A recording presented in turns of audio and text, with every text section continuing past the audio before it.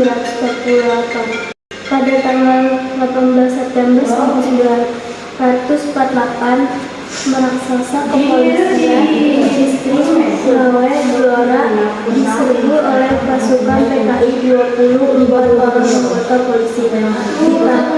Ditahan dan 7 orang yang masih muda dipisahkan. Mereka ditelantarkan, kemudian disekap di sebuah ruangan sempit di belakang Kawedanan Ngawe. Selama disekap tanpa busana mereka, maka beberapa kali kemudian datang pemerintah dari pimpinan PKI Blora agar mereka dihukum mati. Tanggal 20 September 1948, 7 orang anggota polisi itu dikeluarkan dari tahanan, dibawa ke suatu tempat terbuka dekat Kafes di belakang Kawedanan dengan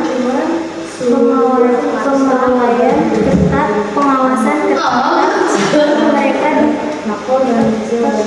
Mereka disuruh duduk di tanah. 2 orang PKI datang membawa 2 batang bambu yang sudah diikat. Tujuannya acara penghukuman dimulai secara berganti.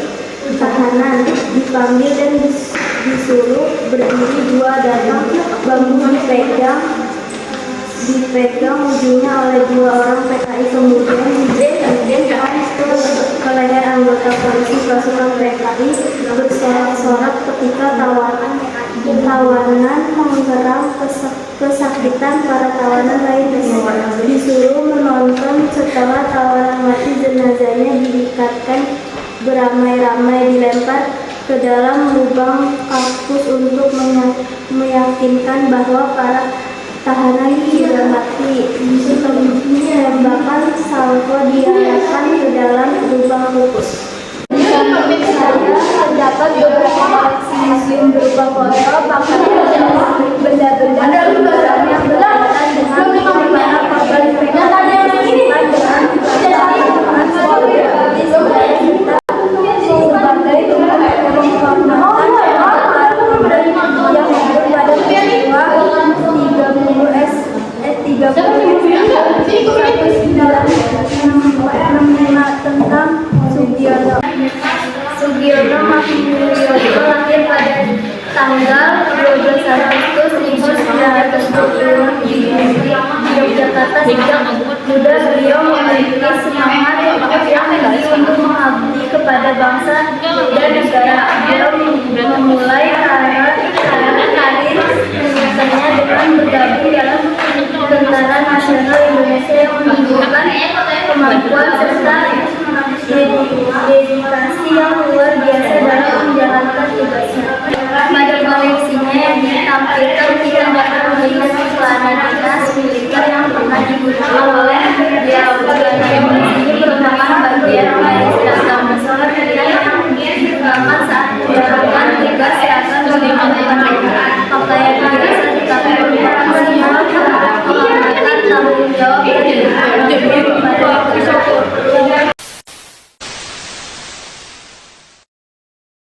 di dalam saya dan mengatur pembebasan pelanggaran 28 Desember 1948. Pada waktu itu PKI melakukan pemberontakan di Madiun.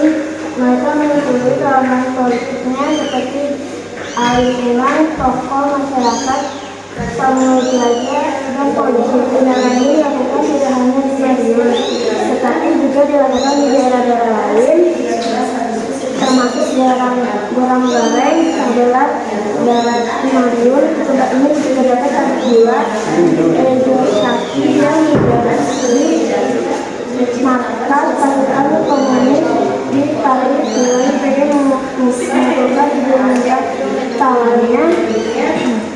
Pemerintah dan warga setempat tidak berdaya untuk melakukan perlawanan. Menyiapkan anak-anak pihak komunis. Pada tanggal 28 September 1948, lapangan Kondes yang sedang bergerak untuk membebaskan kota Madiun sudah di Gorang Gareng Mereka berhasil memecahkan pahlawan pasukan PKI yang mencoba menghadang gerak maju pasukan TNI dalam usaha mengamankan daerah itu dari kencrangan melawat yang mengetahukan di Bola Bareng. Ini pasukan sampai menemukan orang yang dibunuh oleh PKI, termasuk yang dibunuh di pabrik gula Regisasi. Di depan saya terdapat beberapa hilang dari kota-kota yang diunduh berjalan berkaitan dengan para korban disebutkan sebagai bukti sejarah untuk memakai kepada korban yang gugur dan jelas G30S tahun 2015 tentang